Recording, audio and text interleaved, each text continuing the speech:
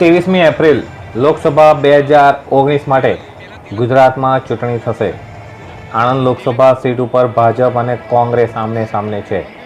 બંને પક્ષના કાર્યકરોમાં ભારે ઉન્માદ છે। તેથી ચૂંટણી પ્રક્રિયા તટસ્થ, નિર્ભય અને શાંતિના માહોલમાં પૂર્ણ થાય તે માટે પોલીસ દળ સાથે અર્ધ લશ્કરી દળોની મદદ લેવામાં આવી છે। ઉમરેઠ વિધાનસભા મત વિસ્તાર માટે ગઈકાલે કેરાલાની બટાલિયન આવી છે।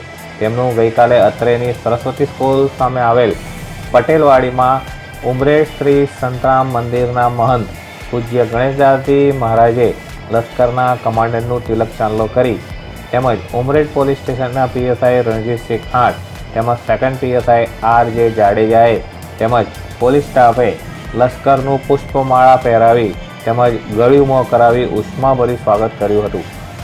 પટેલવાડીમાં ડીજેના માધ્યમથી દેશભક્તિના ગીત વગાડવામાં આવ્યા હતા। ઉમરેઠ મત વિસ્તારમાં ચૂંટણી દરમિયાન કાયદો અને વ્યવસ્થાની જાળવણી માટે પોલીસ વિભાગની મદદે આવેલ કેરાલાની અર્ધ લશ્કરી બટાલિયનમાં 99 જવાનોને પટેલવાડીમાં ઉતારો આપવામાં આવ્યો છે, જ્યાં તેમનું ઉષ્માભર્યું સ્વાગત કરવામાં આવ્યું હતું। નાની બાળાઓ દ્વારા તમામ જવાનોનું તિલક કંકુથી સ્વાગત કરવામાં આવ્યું હતું। તેમના આ પ્રકારેના સ્વાગતથી જવાનો ખૂબ અભિભૂત બન્યા હતા। કેટલાક જવાનો બાળાઓ સાથે સેલ્ફી ખેંચતા નજરે પડ્યા હતા।